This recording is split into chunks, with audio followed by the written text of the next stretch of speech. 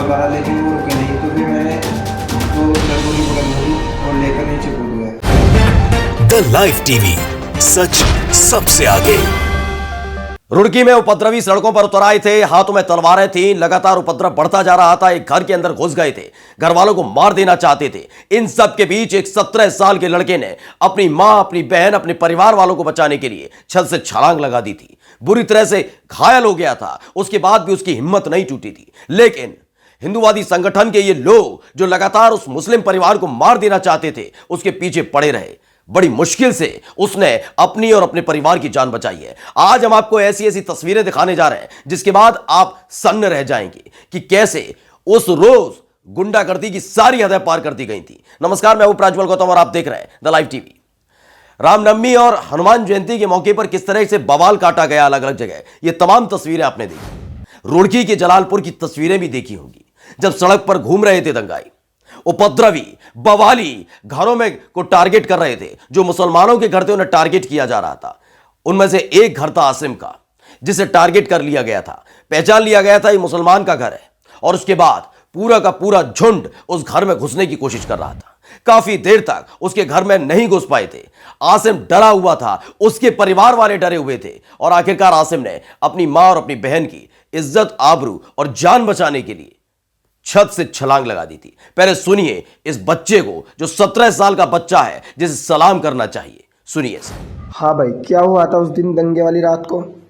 Sir जब लड़के जो जयंती निकाल रहे थे, उन्होंने प्लान बना रखी थी हमारे साथ लड़ने की, मरने की, तो हमारी छतों पर आ गए। जब हम अपने परिवार को बचाने के लिए मैं ऊपर चढ़ा कोठे पे, तो वो रुके नहीं, तो मैंने पूरी कोशिश की रोकने की, परिवार ने भी हल्ला उतारा लेकिन वो रुके नहीं, तो फिर मैंने दो लड़कों की बगल भरी और लेकर नीचे कूद गया। अच्छा, तो कितने लोग थे वो? सारे 10 लोग थे वो। अच्छा। 2 लोग मैं नीचे कूद गया लेकर। नहीं, वो पूरे दंगे में 10 लोग थे, या जो छत पे आए वो 10 लोग थे? जो छत पर आए वो 10 लोग थे।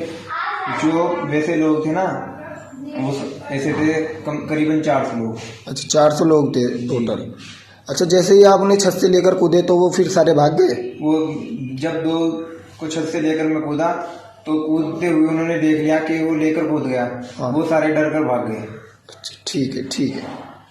दरअसल आसिफ मुस्तफा है, उन्होंने ये ट्वीट किया है, वीडियो ट्वीट किया और लिखा है, 17 साल का लड़का आसिम रुड़की के दादा जलालपुर में रहता है। घटना 16 अप्रैल की है। 16 अप्रैल को हिंदुत्व की भीड़ ने उनके घर को घेर लिया और कुछ उनकी छत पर चढ़ गए। निराश आसिम के पास अपनी मां और बहन को बचाने का कोई विकल्प नहीं बचा था, क्योंकि दंगाई लगातार उसके घर में घुसने की कोशिश कर रहे थे। अगर थोड़ी भी देर होती तो शायद बहुत बड़ी घटना हो जाती, क्योंकि प्रशासन की तरफ से लगातार कोशिश तो की जा रही थी, लेकिन इन सब के इतर भारी तादाद में ये लोग मौजूद थे जो मुसलमानों के घर को टारगेट कर रहे थे। उसने दंगाइयों में से 2 को पकड़ लिया और छत से कूद गया। वो कूद पड़ा था। अपने परिवार को बचाने के लिए आसिम को यह कदम उठाना पड़ा, और आपने सुना भी, वो चेहरे पर भाव देख सकते हैं, उस रोज का डर, उस रोज का खौफ, उस रोज की दहशत आप देख सकते हैं कि कैसे जलालपुर की सड़कों पर खुलेआम दंगाई घूम रहे थे। जिसके नाम के पीछे खान लिखा है, मुसलमान लिखा है, उसे टारगेट कर रहे थे। ऐसा नहीं है कि केवल निशाना आसिम बना। आगे लिखा गया है कि इससे उनके दोनों हाथ टूट गए, फ्रैक्चर हुआ है, मेजर फ्रैक्चर हुआ है आसिम को। लेकिन उसके बावजूद भी वो उस समय हारा नहीं था। दर्द बहुत हो रहा था, लेकिन वो भागे जा रहा था। उसके हमलावर भी गंभीर रूप से घायल हो गए थे। उसकी हिम्मत देखकर भीड़ अपने घायल दोस्तों के साथ महिला सदस्यों को सुरक्षित छोड़कर भाग गई। यह आसिम को सैल्यूट करना चाहिए, जिसने दंगाइयों को 17 साल की उम्र में बता दिया कि हौसले के आगे कुछ नहीं है। सोचिए, ये कितने पागल हो चुके हैं, घर में घुसकर टारगेट करते हैं। अगर वो बच्चा एक कदम ना उठाता, ये हौसला ना दिखाता, ये ताकत और हिम्मत नहीं दिखाता, तो आसिम के साथ, उसके परिवार के साथ कितना बुरा भी कर सकते थे, क्योंकि ये जान से मारने पर उतारू हो चुके थे। इन्हें पसंद नहीं आते मुसलमान, और इसीलिए मुसलमान के घर को टारगेट किया जा रहा है। आसिम ने अपने परिवार के साथ, अपनी बहन और मां के साथ छलांग लगा दी थी, किसी तरीके से उन्हें बचाया था। लेकिन जब वो ऊपर से कूदा था तो 2 और दंगाई उसके साथ कूद पड़े थे, और इसमें हाथ में चोट लगी थी, जिसके बाद ये सारे के सारे दंगाई भाग गए थे। सिर्फ अपनी मां और बहनों को बचाने के लिए ऊपर छत से कूद पड़ा। जिससे ये सारे के सारे उसके पीछे आए और उसकी मां और बहन को अकेला और सुरक्षित छोड़ दिया जाए। लेकिन जब देखा कि आसिम ने, जिसके हाथ में फ्रैक्चर हो गया, चोट लग गई है, उसने 2 दंगाइयों को पकड़कर भी ऊपर से नीचे गिरा दिया था। उसके बाद सारे के सारे भाग गए थे, उल्टे पैर भाग गए थे। सुनाओ उस रोज इसने क्या किया था। मुसलमानों से इनको इतनी चिढ़ हो गई है। आगे लिखा गया है, इन्होंने आसिम मेरे हीरो, इन्होंने आसिम को अपने हीरो बताया और साथ ही इलाज के लिए 2 लाख रुपए ट्रांसफर किए हैं। आसिम मुर्तजा जाने, यानी आप सोच सकते हैं किस तरह के हालात उस दौर के थे। आपने तस्वीरें भी आपको दिखा देते हैं कि उस रोज हुआ क्या था। पहले ही देखिए।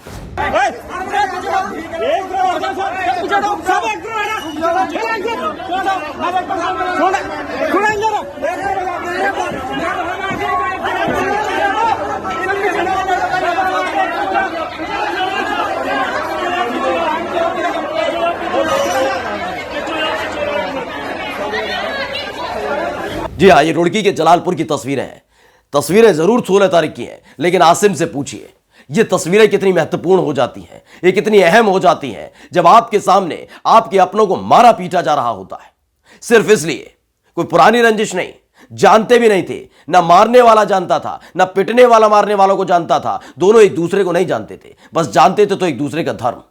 जानता था मारने वाला कि पिटने वाला जो है वो सिर्फ और सिर्फ मुसलमान है और इनको मारना है, क्योंकि हमारे आकाओं का आदेश आया है। जो संत के भेष में या किसी और भेष में मंच पर खड़े होकर जहर उगलते हैं, उनका आदेश आया है, बरगलाया गया है, उकसाया गया है तो टूट पड़े थे। जानवरों की तरह एक दूसरे को मारा जा रहा था।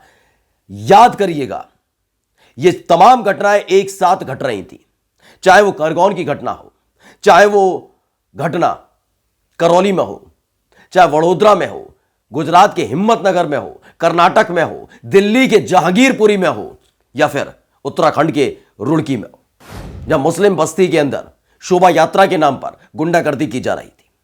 ऐसे ऐसे नारे लगाए जा रहे थे जिसका विरोध किया गया था। वो सुन भी लीजिए, एक बार नारा भी सुन लीजिए।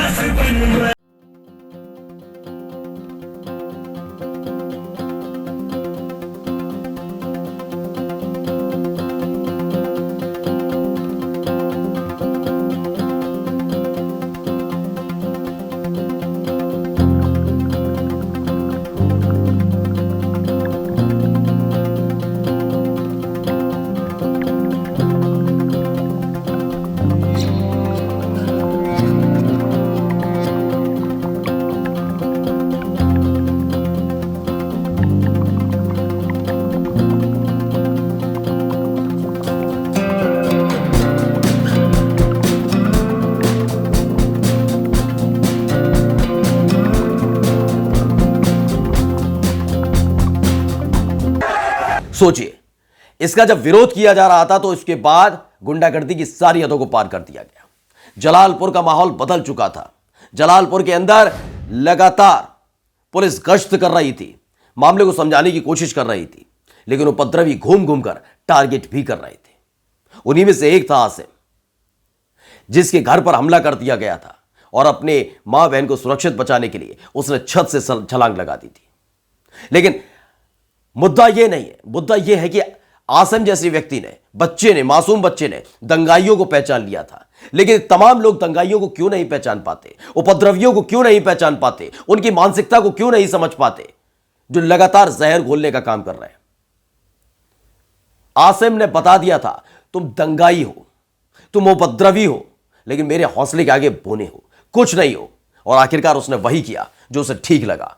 लेकिन आज हर कोई उसकी इस हिम्मत को सलाम करता है, बताता है कि कैसे दंगाइयों को घुटने टेकने पर मजबूर कर दिया था अपने हौसले से। ना उसने तलवार उठाई थी, ना डंडा उठाया था, ना पथराव किया था।